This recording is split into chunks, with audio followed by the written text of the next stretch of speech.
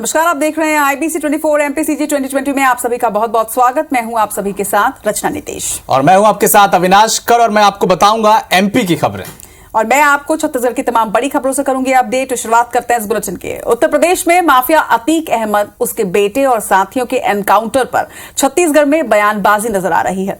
नेता प्रतिपक्ष नारायण चंदेल ने कहा है कि अपराधियों और माफियाओं के खिलाफ इसी तरह की कार्रवाई की जानी चाहिए। इसके साथ ही उनका यह भी कहना है कि छत्तीसगढ़ में भाजपा की सरकार बनने पर अपराधियों और माफियाओं के खिलाफ इसी तरह की कार्रवाई होगी, बुलडोजर भी चलाया जाएगा।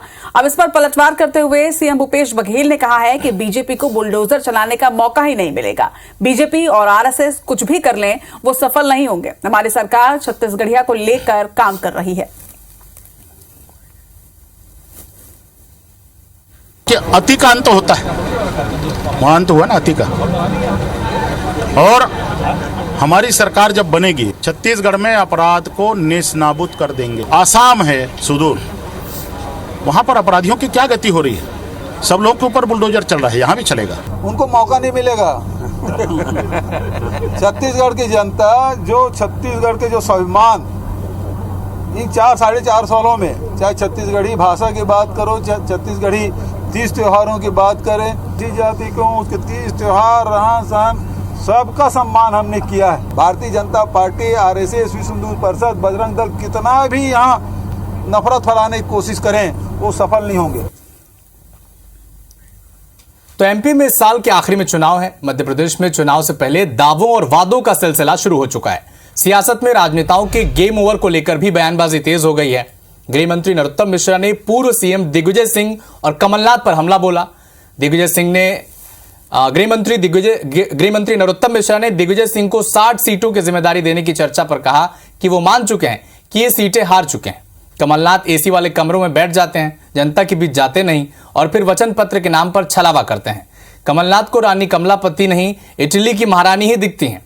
वहीं नरोत्तम के बयान पर पलटवार किया गोविंद सिंह ने, कहा दिसंबर में साफ हो जाएगा किसका गेम ओवर होने वाला है।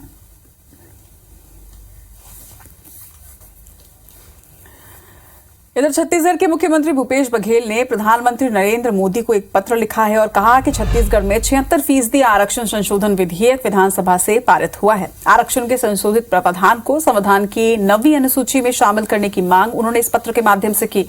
सीएम भूपेश बघेल का कहना है कि 76% आरक्षण संशोधन विधेयक पर हस्ताक्षर करने का आग्रह कई बार वो राज्यपाल से कर चुके हैं, मगर विधेयक पर अब तक हस्ताक्षर नहीं हुए हैं। उन्होंने ये भी कहा कि मैं फिर से आपसे आग्रह करता हूं कि जल्द ही हस्ताक्षर करवाएं ताकि युवाओं को नौकरी और भर्तियों में आरक्षण का फायदा मिल सके।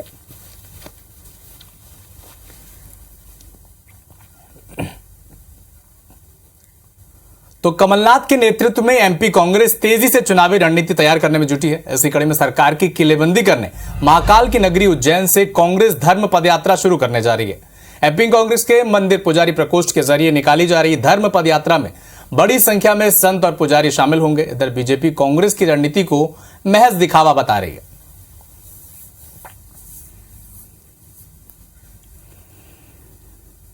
AICC के संयुक्त सचिव और छत्तीसगढ़ सह प्रभारी विजय जांगेर आज एक दिवसीय प्रवास में बिलासपुर पहुंचे, जहां पर विधायकों के टिकट को लेकर उन्होंने बड़ा बयान दिया है और कहा कि पार्टी के सर्वे या फिर कार्यकर्ताओं के रायशुमारी के आधार पर ही प्रत्याशियों को टिकट दिया जाएगा। अगर ये लगा कि संबंधित विधायक दोबारा विधानसभा में नहीं पहुंच पाएगा तो पार्टी निश्चित रूप से उन्हें बदलने पर काम करेगी। वहीं भाजपा और केंद्र सरकार पर भी निशाना साधते हुए उन्होंने कहा कि छत्तीसगढ़ की जनता के DNA में ही कांग्रेस है। यहां सरकार ने किसी भी वर्ग को विकास की मुख्यधारा से दूर नहीं रखा। भाजपा भ्रम फैलाने में, झूठे और व्यक्तिगत मुद्दे को भी राजनीतिक मुद्दा बनाने में माहिर है।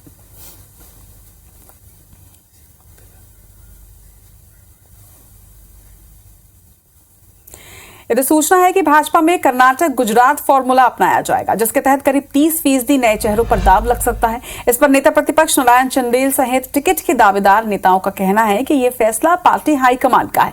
पार्टी जिसे टिकट देगी वो चुनाव लड़ेगा। रायपुर उत्तर के प्रमुख दावेदार संजय श्रीवास्तव का कहना है कि वैसे भी भारतीय जनता पार्टी हर चुनाव में ज्यादा से ज्यादा नए चेहरों को मौका देती है। इस पर कांग्रेस का कहना है कि भाजपा चाहे नए को टिकट दे या फिर पुराने चेहरों पर दाव लगाए, इससे कांग्रेस को कोई फर्क नहीं पड़ेगा। भूपेश बघेल फिर से सरकार बना रहे हैं।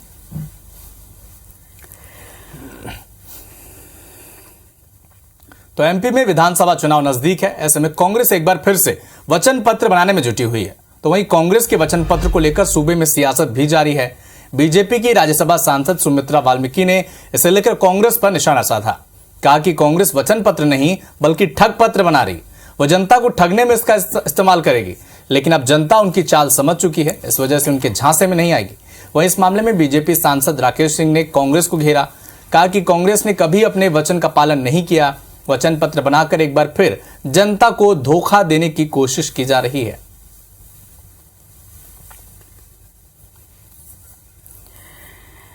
इधर छत्तीसगढ़ में आज भाजपा नेताओं ने रायपुर स्थित सिविल लाइन थाने का घेराव किया। पुलिस थाने के बाहर कांग्रेस का पोस्टर लगाया गया है। इसके साथ ही जमकर नारेबाजी भी हुई है। बता दें कि नेता प्रतिपक्ष नारायण चंदेल ने पुलिस प्रशासन को चेतावनी दी और हेट स्पीच देने वाले कांग्रेस के मंत्री, विधायकों और नेताओं को नोटिस जारी करने के बारे में बात कही। अगर 24 घंटे के अंदर उन्हें नोटिस नहीं दिया जाता है तो उग्र आंदोलन की चेतावनी भी उन्होंने दी है। मंत्री अमरजीत भगत, कवासी लखमा, विधायक शकुंतला साहू, कांग्रेसी नेता आरपी सिंह, प्रवक्ता धनंजय ठाकुर और नंद कुमार बघेल के खिलाफ मामला दर्ज करने की मांग आज भाजपा के नेताओं ने की। इस मामले में सिविल लाइन के सीएसपी का कहना है कि भारतीय जनता पार्टी की शिकायत मिली है, जांच कर आगे की कार्रवाई की जाएगी। तो वहीं इस पूरे मामले पर सीएम भूपेश बघेल का कहना है कि नियम और कानून के खिलाफ जो काम करेगा उसके खिलाफ विधि सम्मत कार्रवाई की जाएगी।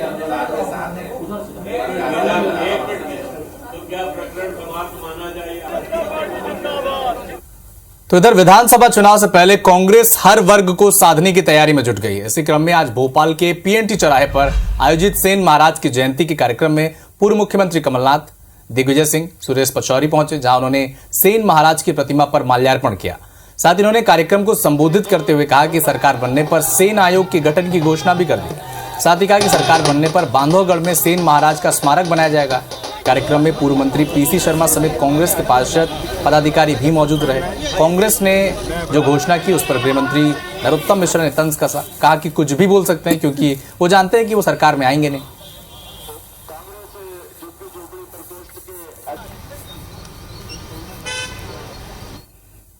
खबर सरगुजा से, जहां पर सामने आए बड़े पीडीएस घोटाले को लेकर भाजपा नेताओं ने सरकार के खिलाफ जमकर हल्ला बोला। धरना प्रदर्शन भी किया गया है। भाजपा ने विरोध प्रदर्शन करते हुए बिजली बिल में कमी की मांग करते हुए पीडीएस घोटालों के खिलाफ कार्रवाई की मांग रखी। भाजपा ने यह भी आरोप लगाया है कि जहां पर कनेक्शन नहीं है वहां पर भी बिजली बिल भेजा जा रहा है और सरकार इस तरह से अवैध वसूली कर रही है। वहीं भाजपा ने यह चेतावनी भी दी कि अगर सरकार इन मामलों को लेकर गंभीर नजर नहीं आएगी तो उग्र आंदोलन किया जाएगा। लबड़ा का सरकार बना है, मसीहा बने हैं तो IBC 24 की खास पेशकश। पड़ताल में भोपाल से लगी आदमपुर कचरा खंती में नगर निगम और नगरीय प्रशासन विभाग की लापरवाही सामने आने के बाद अब आम आदमी पार्टी ने इसे लेकर मोर्चा खोल दिया। आम आदमी पार्टी के कार्यकर्ताओं ने माता मंदिर चौराहे पर नगर निगम कमिश्नर ऑफिस के पास सद्बुद्धि यज्ञ किया। आम आदमी पार्टी के कार्यकर्ताओं का आरोप है कि नगर निगम की ओर से डंपिंग साइट पर फेंके जा रहे जानवरों के शवों की वजह से इसके आसपास रहने वाले लोग बीमार पड़ रहे हैं। आपको बता दें कि IBC 24 ने अपने खास कार्यक्रम पड़ताल में आदमपुर डंप साइट में चल रही गड़बड़ी को उजागर किया था।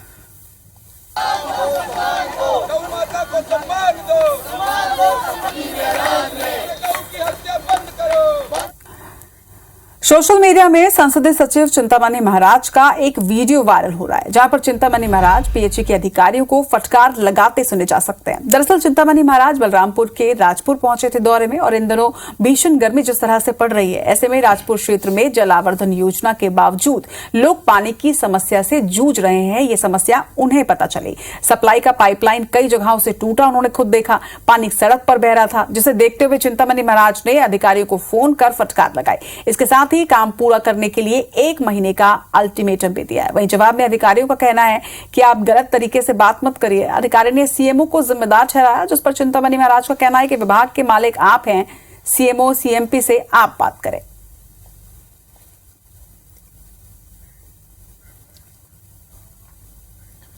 MP की राजधानी भोपाल में आज यूनेस्को की 2 दिवसीय कॉन्फ्रेंस का आगाज हुआ। यह कॉन्फ्रेंस यूनेस्को, पर्यटन मंत्रालय, भारतीय पुरातत्व संरक्षण और पर्यटन विभाग के संयुक्त प्रयास से हो रहा है। इसमें शामिल होने के लिए भारत के साथ भूटान, बांग्लादेश, नेपाल, मालदीव और श्रीलंका के अलग अलग राज्यों से प्रतिनिधि भोपाल पहुंचे। ये प्रतिनिधि कॉन्फ्रेंस में विश्व विरासत स्थलों के संरक्षण के क्षेत्र में उपलब्धियों, चुनौतियों पर आगामी रणनीति जैसे विषयों पर बातचीत करेंगे।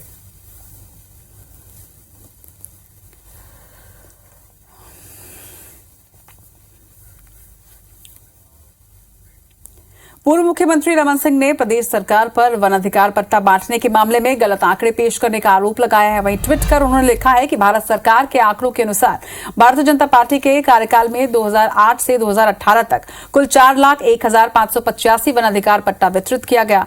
वहीं कांग्रेस के 4 साल के कार्यकाल में केवल 54,471 पट्टे ही वितरित हुए हैं। इस तरह से वन अधिकार पट्टा वितरण के मामले में छत्तीसगढ़ देश में 7वें स्थान पर रहा। मुख्यमंत्री इस मामले में गलत आंकड़े पेश कर झूठी वाहवाही लूट रहे हैं। रमन सिंह का यह भी आरोप है कि मंत्री अकबर का कहना है रमन सिंह को ट्वीट करने के अलावा कोई काम नहीं। मुख्यमंत्री ने जो आंकड़े पेश किए हैं सभी सही हैं। वन अधिकार पट्टों की छूट की राजनीति करते हुए सच्चाई से कितनी दूर निकल चुके हैं। 8 से 18 तक 4,01,585 आदिवासी वन अधिकार पट्टे प्रदान किए गए, जो एवरेज प्रति वर्ष 40,158 होते हैं। ये रमन सिंह जी के पास दूसरा कोई काम नहीं सिवाय ट्वीट के। और वन अधिकार पत्र के मामले में जो मुख्यमंत्री जी ने कहा है बिल्कुल सही है। पूरे देश में हम नंबर 1 हैं और 5 लाख से अधिक पट्टा हम लोग अब तक बांट चुके हैं। जो रमन सिंह आंकड़े पेश कर रहे हैं उसका कोई मतलब नहीं। आरएसएस प्रमुख मोहन भागवत ने बुरहानपुर में जिला संघ कार्यालय का उद्घाटन किया। स्वयं सेवकों और नागरिकों को संबोधित भी किया और कहा कि संघ संपूर्ण समाज को अपना मानता है। एक दिन बढ़ते बढ़ते ये समाज का रूप ले लेगा। जब संघ समाज रूप में हो जाएगा तो ये नाम भी हट जाएगा और हिंदू समाज ही संघ बन जाएगा। इसीलिए ये कार्यालय हिंदू समाज का केंद्र है। यह समाज सहयोग से खड़ा किया गया है।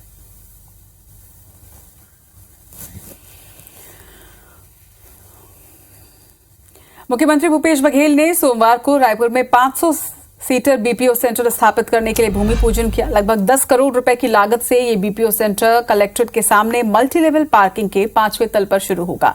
बता दें कि शिलान्यास के बाद मुख्यमंत्री बघेल का कहना था कि बीपीओ सेंटर के जरिए रोजगार के नए रास्ते खुलेंगे। बीपीओ से मल्टीनेशनल कंपनियों में नौकरी से युवाओं में आत्मनिर्भरता बढ़ेगी।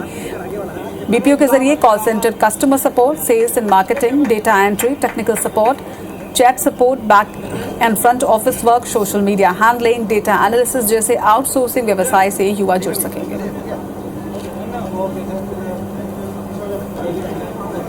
खबर रायगढ़ से, जहां भीषण गर्मी पड़ रही है। आपको बता दें कि रायगढ़ जिले का तापमान 42.8 डिग्री तक जा पहुंचा है। कई इलाकों में पानी की किल्लत अभी से देखी जा रही है, मगर नगर निगम ने गर्मी में पेयजल संकट से निपटने के लिए अब तक कोई तैयारी यहां नहीं की है। निगम ने अब तक ना तो टैंकरों की खरीदी के लिए टेंडर निकाला है और ना ही गर्मी पूर्व तैयारियों को लेकर पार्षदों की बैठक ही बुलाई है। ऐसे में निगम की आधी अधूरी तैयारियों को लेकर अब सवाल भी खड़े हो रहे हैं। वहीं बीजेपी का कहना है कि अमृत मिशन योजना भी विफल हो रही है। कई इलाकों में बोर से पानी नहीं पहुंच रहा। तो मेयर का कहना है कि वार्डों में पानी की समस्या ना तो इसके लिए टीम का गठन किया गया है। जहां जहां भी पंप ड्राई होने या ट्यूबवेल बिगड़ने की शिकायतें मिली हैं, वहां पर टीम भेजकर मेंटेनेंस किया जा रहा है। छत्तीसगढ़ की राजधानी रायपुर में गर्मी से जल संकट की स्थिति ना निर्मित हो, इसके लिए कलेक्टर डॉक्टर सर्वेश्वर भूरे ने रायपुर जिले में 30 जून तक बोरिंग पर रोक लगा दी है। आदेश के अनुसार 30 जून तक बिना सक्षम अधिकारी के पूर्व अनुमति के बोरिंग नहीं किया जा सकेगा। बिना अनुमति बोर करने पर कड़ी कार्रवाई का प्रावधान भी है। वहीं शासकीय, अर्धशासकीय और नगरीय निकायों को पीने के पानी के लिए अपने क्षेत्र में खनन के लिए अनुमति की जरूरत नहीं होगी। प्राधिकृत अधिकारी, लोक स्वास्थ्य यांत्रिकी विभाग, नगरीय निकाय या फिर तहसीलदार से रिपोर्ट हासिल कर अनुमति दे सकेंगे। वहीं रायपुर नगर निगम सीमा में अतिरिक्त जिला दंडाधिकारी और अन्य राजस्व अनुभाग में एसडीएम प्राधिकृत अधिकारी नियुक्त किए गए हैं। रतलाम में एक बार फिर मामा शिवराज के बुलडोजर ने कमान संभाल ली और हत्या के आरोपियों के मकान में मौजूद अवैध निर्माण को जमींदोज कर दिया। इस दौरान बड़ी संख्या में पुलिस बल तैनात रहा। 11 अप्रैल को छेड़छाड़ का विरोध करने वाले बदमाशों ने जब छेड़छाड़ का विरोध किया तो बदमाशों ने पीड़ित युवती के मंगेतर की बेसबॉल की बैट से पिटाई कर दी और उसकी हत्या कर दी। पुलिस ने हत्या के 4 आरोपियों को गिरफ्तार कर लिया।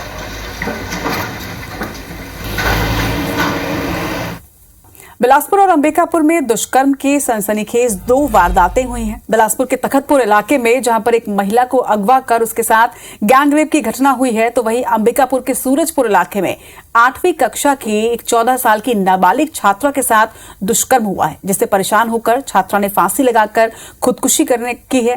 बता दें कि पुलिस के मुताबिक तकतपुर इलाके के चना डोंगरी गांव में रहने वाली 35 साल की महिला का यह आरोप है कि उसके घर आए रिश्तेदार उसके पति को शराब पिलाने के लिए घर से बाहर लेकर गए, जिसके बाद आरोपी रामकुमार बंदे, जितेंद्र मोहले और एक नाबालिग ने जंगल में ले जाकर उसके साथ सामूहिक दुष्कर्म किया। वहीं पुलिस ने तीनों आरोपियों को अब गिरफ्तार किया है। उधर रामानुजगंज की रहने वाली नाबालिग स्कूली छात्रा ने गांव के एक नाबालिग लड़के के हाथों दुष्कर्म का शिकार होने के बाद 10 अप्रैल को फांसी लगा ली थी।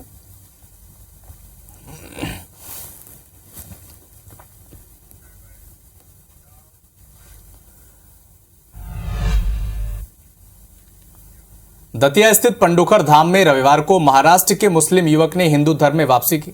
जावेद शोरखा नाम का ये युवक पंडोखर पटाधीश्वर कुरुशरण महाराज से मिलने आया। इस दौरान उसने सनातन धर्म अपनाने की इच्छा जताई। इसके बाद पंडोखर सरकार ने हनुमान चालीसा का पाठ कराकर जावेद को शिवेंद्र बना दिया। गुरुशरण महाराज का कहना है कि सनातन धर्म ही मुक्ति और आत्मकल्याण का एकमात्र जरिया है और यही वजह है कि दुनिया भर में बड़ी संख्या में लोग प्रभावित होकर हिंदू धर्म में शामिल हो रहे हैं।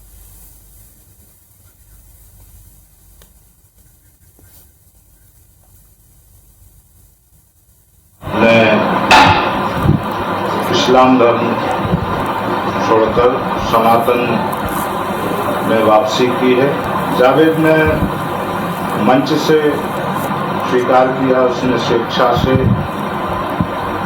हिंदू धर्म से प्रभावित होकर, रीति रिवाज परंपराओं से प्रभावित होकर सनातन में वापसी की है।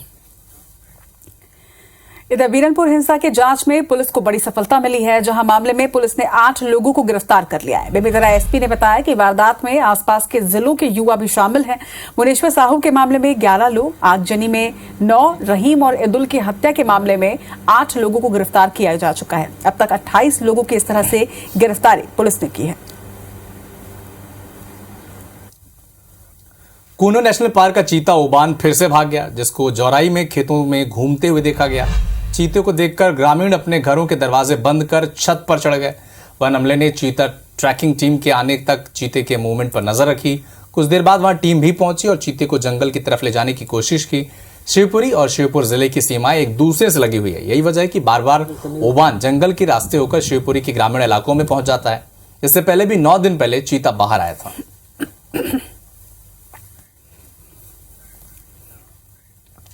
मनेन्द्रगढ़ में अनूपपुर चिरमिरी स्पेशल ट्रेन का स्टॉपेज शुरू होने के बाद श्रेय लेने की होड़ मची हुई है। ट्रेन का स्टॉपेज दोबारा शुरू होने पर बीजेपी और कांग्रेस में जुबानी जंग भी तेज है। भाजपा नेताओं ने जहां इसे केंद्रीय मंत्री रेणुका सिंह के रेल मंत्री से मिलने का प्रयास बताया, तो वहीं कांग्रेस नेताओं ने मनेन्द्रगढ़ विधायक विनय जायसवाल के किए गए प्रदर्शन और लिखे गए पत्र का इसे परिणाम कहा है। लोकार्पण के दौरान भी दोनों ही दलों के नेताओं ने यहां नारेबाजी की थी। वहीं पूरे विवाद पर मंत्री रेणुका सिंह का कहना है कि इसमें श्रेय लेने वाली बात ही नहीं है। सभी जानते हैं कि रेल केंद्र सरकार के अधीन है। भारतीय रेलवे इस साल देश भर में करीब 217 समर स्पेशल ट्रेन चला रही है, लेकिन इंदौर को सिर्फ एक स्पेशल ट्रेन महू इंदौर पटना मिली है। इंदौर से चलने वाली मुंबई, पुणे, जयपुर समेत अन्य ट्रेनों में लंबी वेटिंग चल रही है। इन रूट पर स्पेशल ट्रेन की मांग भी की गई है। बावजूद इसके इंदौर को सिर्फ एक ही ट्रेन मिली है। इस फैसले को लेकर यात्रियों और रेलवे एक्सपर्ट ने नाराजगी जताई। मामले में रेलवे पीआरओ ने बताया कि पश्चिम रेलवे ने 40 स्पेशल ट्रेन चलाई है। दूसरे मंडलों को 5 से 7 स्पेशल ट्रेन मिली है। वहीं पीआरओ ने आगामी दिनों में कुछ और समर स्पेशल ट्रेन मिलने की संभावना जताई है। इधर कवर्धा नगर पंचायत के बोडला में गर्भवती महिला ने सबके लिए एक मिसाल पेश की। गर्भवती होने के बावजूद वो 10वीं की परीक्षा में शामिल हुई है, लेकिन पेपर देने के दौरान उसकी प्रसव पीड़ा बढ़ गई, जिसके बाद उसे तत्काल पुलिस वैन से अस्पताल में भर्ती कराया गया, जहां उसने स्वस्थ बच्चे को जन्म दिया। पुलिस के मुताबिक सरिता अपने पति के साथ रेंगाखार जंगल क्षेत्र के खमरा गांव में रहती है, जो कि प्रेगनेंसी के अंतिम दिनों में भी परीक्षा देने के लिए परीक्षा केंद्र पहुंची थी।